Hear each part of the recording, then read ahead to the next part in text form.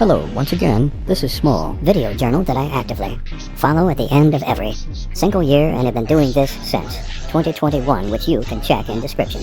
The purpose of this is just to see changes in my life and to compare what I have done or achieved since last year and such. On this screen sheet, you can see the questions that I once asked myself about 4 years ago, and since then, every year, I've been coming back over and over again to answer this and then speak to younger versions of myself. This format is that I really like to document my life and everything I do, so this is like a small journal that I'm keeping for myself, but also leaving public. I guess if anyone is interested to watch my changes over past years, you can check video description to check all previous episodes BTW. Honestly, after a while, I might finally have an answer. Yes, I am quite satisfied with my life, but the issue is deep inside I'm always worrying about what could happen next, or what would I do if I lose this or that, and it always ruins my mood. It's just I simply am not able to experience a bright memory or a good achievement without worrying to lose it. My biggest issue in real life is that I'm unable to appreciate what I have, and I only start caring after I've lost it. I am super glad to be where I am right now in life, but the issue is, just deep down I know it's temporary, and nothing lasts forever in. Then look at me coming back to this message in a few years either being a trillionaire or like a bum, but either way, enjoy your life. As it is right now, try to live in the current moment instead of overthinking what will happen in 2 or 5 or 10 years from now on.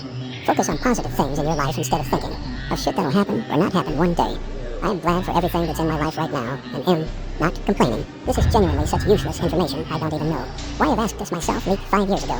Maybe because I was really confusing myself, but now that I'm 20, I feel like I can fully confidently say that I am 100% asexual. I have absolute no interest in the sex itself as a concept. I'm going to talk a bit about this topic in this segment because I want to finally give an answer, as for many years I actually couldn't until now.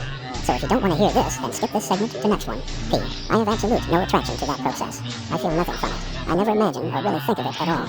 But though I still have interest in opposite gender, and I can still consider someone attractive. This sounds so cliche and like performative male type shit. But generally, my type is just visually resemble a human at least. And be very open-minded, have deranged humor, and understand all chronically online references from internet. And that's low-key perfect partner. And no, I'm not talking out of Galactic Girl type shit. Yes, in fact, I still do. I honestly don't know if I'm right.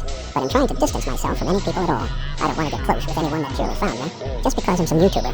I don't like talking with people because fear of my responses, and they already start attaching to me as if I'm their friend, and trying to avoid like connections with anybody overall. Besides my actual friends that met me when I was dropout bum, and had nothing to offer besides personality. Hello, I have nothing against talking to people, but I'm just saying that I don't really want to make any new friends, because the same situation has happened over and over many times. Whenever I just slyly reply to someone a few times, and then they think that I'm their friend just to end up getting disappointed in me, one way or another, and then start trying to expose me or target me out of anger, or then walking around making up shit about me, saying SMTH like, yep, I was friends with Disco at some point. But at current moments, I have the same friends, Carusin, Andy Moggin, and Dogeman. We all met about 3 to 4 years ago when we all were jobless kids playing criminality full-time in. Now we're adults still talking to each other and actively playing games. Even to this day, LOL. Throughout my lifetime, I think those were my closest ever friends, considering I've had like hundreds of them. Cousin chronically online and sat in Discord like since 2016, LOL. Unfortunately, yes I know, 5 years of my relationship has gone down the drain, and the funny part, there was absolutely nothing I was able to do to even change that outcome. This whole time I was online dating for over 5 years, and when I finally took this to a serious step to travel in, meet up in person, and was ready for it, my partner wasn't ready for such serious actions and backed out, leaving me alone with 5 years of my life burnt down for nothing. Was I sad? I was beyond devastated. But I'm glad to learn a lesson to never online date, especially if you and your partner live in different countries. I'm sorry, but there's like 0.003% chance you guys are meeting up, and don't you dare think, oh, we are special. No, you're absolutely not, LOL. I had absolutely perfect relationship, non-problematic. No cheating, perfect connection, spent every single day together. And yet it all crumbled when it came to actually meeting up. I'm still upset and mad to this day because it was absolutely perfect. We were soulmates and we never were tired of each other. But yet when it came down to a serious step, it has shown true colors of who was serious and who wasn't.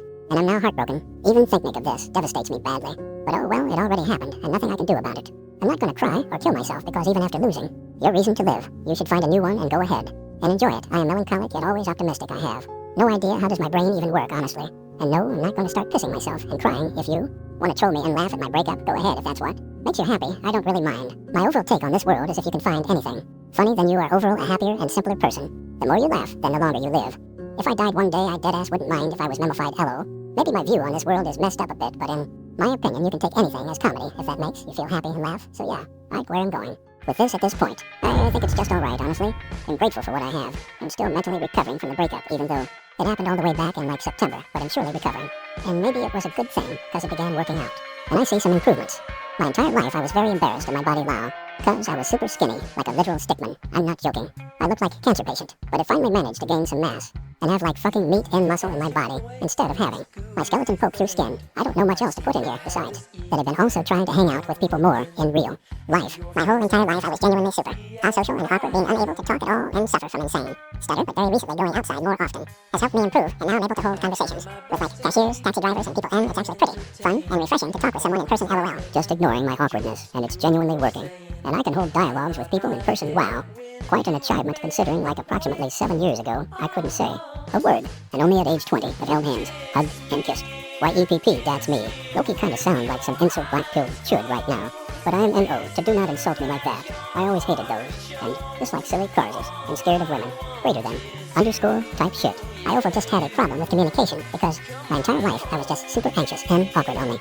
Talking to people online, and being in online relationships since I was like 13, kinda made it even worse, keeping my insecurities and distancing me from socializing with others and try making relationships in person, because I had one online that I was loyal to, and that's how I burnt about 5 years now at age 20, when I'm free from online relationships, is when I had to face the real world and actually start socializing, which is pretty sad, because I skipped my entire teenhood for a girl that never met me, and now it's going to be a bit challenging start doing something I've been avoiding for my entire life because of internet, meeting up and build relations in person. This is a message that I'd like overall share based on my life experiences. Always shoot your shot. Never be too shy or awkward to do something, because you will pretty much waste your life being too worried to make a step. Meanwhile, someone else that's more confident will do 20 steps while you're considering to even do first one. You may get embarrassed or have some awkward core memory, but it does not matter. Life is built on happy, sad, awkward moments. You need to try as much as you can, and if you fail, then it's okay. You can always get up and try again. It was my biggest mistake, missing out on life, just because I was too attached to the virtual online world, which was my comfort zone that kept me away from socializing and making friends and connections in real life. I always thought that an awkward failure, loser that, would never talk to anybody, but hey, I stopped caring if I get shy or embarrassed, and now I can almost freely talk to anyone, and even got to hold hands. Wow, insane. I know. Only if I'd realized this way earlier, by like age 14, then I'm confident. I would have had a bunch of friends in real life and an actual partner in person, but then I probably wouldn't own Roblox games and 300k sub YouTuber channel LOL, because it was consequences of being chronically online, but oh well p. Another tip I would like to leave here is as well from personal experience, never online date. I know that it may feel as if you're happy or comfortable, but 60% of e-relationships don't last a year, and ones that do will eventually break apart. The only possible exceptino if you and your partner live at least in the same country, then maybe it could work out in theory, but otherwise, I'm sorry, absolutely no chance. It may sound brutal, but just trust me on this one. I've lived in Discord since 2016, and 100% of my friends had broken up with their e-partners. I was walking past them with my own e-relationship of 5 years, confident that it would never be you, S, and we would be together till very end. But how wrong I was. Wow. If you're sitting right now with your partner that lives 2 continents away, then I'm sorry, it's just not going to work out. I don't believe him. You could read this right now and be like, yeah, this isn't about us. Mark my words in, give it like a year or 2, and you'll eventually come back to this message and say that I'm right. I mean, you can still online date, but just don't rely on anything serious or more than that. You will stay as online partners that will never see each other in person, and the e-couples that actually do end up seeing in person are either living in the same country, state, or are some kind of miracle. I don't know, but I don't think so yet. I would say I'm doing good. I've currently spent like over 15,000 USD preparing gifts for my entire family. This is going to be the biggest and most expensive New Year we ever had. Another thing that a lot of PPL like to shit on me about is for having money, and the thing is, I'm truly not as rich as some people imagine me to be, but for my country standards, I would say I have more than enough for regular living, and to even enjoy life. The thing is, my whole life I was super poor. We barely were holding on to like middle class status. We would overall survive with about 380 US monthly. Considering we had family of 7 that needs to be fed, and after taxes, bills, and food, we only would have like approximately 80 US left for expenses. Life compared to now was really horrible back then. So now I'm doing absolutely everything I'm capable of to never allow our family to be at that low, and barely even wasting any money on myself, and mostly just gifting stuff to my family and people around me. The only thing that makes me happy is seeing my close ones happy, and I will be doing whatever it takes to keep things this way, and make sure there's always food on the table and a roof over our heads to keep us warm. The only time I spoiled myself a bit was earlier this year, when I bought 2 vacation trips. One was to Sanya, Hainan province, and then to Shanghai, and it was really fun. I wish money was infinite, but nope, it isn't. And another issue is that I've been giving away too much Robux into the events, resulting in me barely having anything. To Devix, I was as kind as giving away 20k Robux weekly. In the Octopus Games event, I wasn't keeping track of how much money I'm losing until recently I checked analytics, so now I'm saving up way more and being more strict about events and how much I give away, but though I still love giving away stuff, as long as people are grateful for it and show their appreciation. and not just take it as something that's granted. If you ask me why am I doing this, or if I'm trying to make this look of good guy, no, I'm not a good guy, Lemao, but I just genuinely like giving away stuff, and I love doing events for rewards. It's just a small hobby that brings me some sort of joy. I was giving away stuff when I was broke, and I was giving away too much to the point I didn't have much left for myself, but I'm gonna fix that now. I'm not gonna stop, LOL. He'll just be careful. With the money spending for now, come on P, unless he'll become trillionaire so I can give away millions and do massive events and shit. I guess so. I currently own 2 small Roblox games, and YouTube channel with over 350k subs. If I went up to leak 12-year-old myself and told me that I would have this in future, I would shit myself and not believe this, but here I am. It's still pretty shocking to realize, and all just feels like a fever dream, and sometimes I just feel guilty. And as if I didn't deserve all this, and it just all kind of fell down on me randomly, like 2 years ago, I was just student on verge of getting kicked out making videos just for pure fun. And now I'm monetized and making money off it. I still don't consider YouTube as my job, because it's purely hobby. I genuinely would do YouTube. Even if I wasn't paid, which I literally was making movies and videos, even when I wasn't monetized all the time. Until like a year ago, a lot of PPL bullshit when they say that. But I'm deadass, all of my movies aren't monetized. Besides brutality, I believe. Making videos was a hobby my whole life. I would do it for free. I would love to do it for money. It doesn't matter to me, but at the moment, I'm indeed getting paid for creating them. I work at my own pace, and whenever I feel like, I don't feel as if I'm forced to keep going. I like editing and uploading stuff. It makes life interesting for me. And another popular take I've noticed on PPL hating on me is that I've stopped making movies, just so I could start producing gooner furry slop videos. So I would like to talk about it a bit, because I just want my opinion and minds to be left here for others to read. I've done like one first video, just as a test of genres, which was like Hank destroys toxic furries, and it worked well. Then brought 2+ mil views, which is insane. Then I did another one, and that brought 38 mil views, bro. What the hell? I was genuinely shocked, but that's simply what people wanted. For me, large chunk of my audience is on my YouTube now for those skits, and I will be trying to produce as much of it as I can now, since that's what people want from me and expect from my channel when subscribing. Life is just as simple as that. It's simply way easier and more profitable to produce silly skits rather than full on serious movies and look at the views. Ratio and difference between those two videos now. But even while being monetized and knowing that my audience prefers skits, I still chose to make 2 new movies, which was Fatality and Full Trilogy Ending.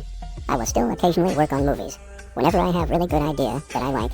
Even at the moment, next video on my main, CHANNEL, is going to be a movie, and somewhere later this year I will upload my biggest and most expensive movie project, Next Gen. You may say that I've ruined criminality community, but what is classified as ruining it if I'm bringing hundreds if not thousands new people to it that are expanding the game community, making it larger and more recognizable game? Wouldn't you want to flex your levels and skins? Well, you can if more people would know this game and would be there to recognize your achievements. And I really hate talking about my money, in some way flexing it or bragging about it, but genuinely, dude, if you'd see the money that YouTube gives you for those simple skits that takes like a week or 2 to produce, then I'm like 90% confident you would take my position if you had such chance. I traveled twice in span of like 3 months and rented private yacht there just because I made a few furry skit videos. Do I want to be a niche local movie maker that creates criminality movies for audience of like 2,000 people, or do I want to lose my respect and produce a bunch of furry skits and be able to feed my entire family and myself? I think I don't really care about respect from criminality edgelords. If their respect is the cost of my family starving, so I will continue doing what is the most optimized way for me to make money and enjoy video creation. It's not like I hate doing movies or something. I do like it a lot, but it's just very hard, and by making one movie, I lose lots of money, so I only create movies whenever I have idea that I absolutely love and think is perfect, because they're all non-profit. If there was to be some other Roblox beginner movie maker with potential, I would absolutely love to support and try to help them if I'd be able to see the potential myself within them. But overall, my take is that skits are just way easier to produce, and they're as quadruple more profitable than one movie which takes till the month to make, and isn't even going to be monetized or not even cover the budget I spent on it if it even to be monetized. You can hate me for this, I don't really care. At the end of the day, it's internet and you can do whatever, but I just left some of my thoughts that you could read onto, I guess. Money does certainly change people. I am a person that has grown up on like verge of poverty and all this. Money is insane treasure to me, but even though I still give away and share a bug chunk of it, and especially in my Discord server through events and giveaways that you should also join btwdiscord.gg/disko. This is pretty goofy question, LO. I actually absolutely hate publicly displaying my feelings or saying stuff like, I'm so sad, because I just genuinely can't take depression serious anymore because of how its image was ruined, and now it's only seen as a tension-seeking mechanism, and most of the time, it certainly is, but it's my journal and I'm making it mostly for myself, and I do not want sympathy or whatever. I just want to be documented and be able to rewatch this years later on. But honestly, I certainly felt like shit and sad because of breakup, and I still don't feel that well. But I'm ignoring it and moving on and focusing on good things in life. And I was like officially diagnosed with some disorder. I'm pretty sure it was like F33.3 or something. I was actively taking pills and shit, but they had negative effect on my health and kinda disabled me for like a week. So I've quit N, now instead of pills, I just eat KFC LOL. I probably should actually take care of my mental health, but I don't know, I don't feel as if I'm struggling with it. Or something, I'm just kinda used to talking with myself, or hearing 1,000 thoughts at once. At this point, I genuinely don't know if it's normal to talk with myself all the time or whenever I feel like shit. I still just cope by talking with myself and it genuinely helps. Now, honestly, that I'm writing it down, it starts to sound weird to me. I probably need to treat it or something. But oh well, let's see in the next letter, but I don't feel as if I'm some kind of crazy Brian Moser. Sigma that skins people alive for fun. I'm not a violent person over that never hurt it. An animal. I don't know, LOL, it's so cringe. To call myself popular, but maybe in some local way egg. I can be recognized in specific communities sometimes. And there's a lot of TikToks that connect to me via games I've made, or videos that I've produced, and honestly, I like it. It's pretty fun to see my own creations pop up on the internet. The questions I've asked myself back in 2020 are starting to make me think on what the fuck. Was I even on back then? You may be confused by the questions too, but I asked this legit like 5 years ago, and I'm gonna keep answering them every single year. And regarding to, are you dumb? I don't think so, but it's just I'm very confused with a lot of things LOL. Yes, do not online date ever. And stop being shy and awkward bastard. You skipped. Entire life because of this bullshit, and whoever is reading. This do not repeat my mistakes, bro. I'm so mad at myself that I skipped so much shit just because I was stuck to this. Online comfort zone bubble, staying loyal for some e-girl that lives on the verge of world. This next year I will focus on myself and more on real life stuff and see how much difference I can make after 20 years. Of being asocial, I will try to live 1 year like an actual human.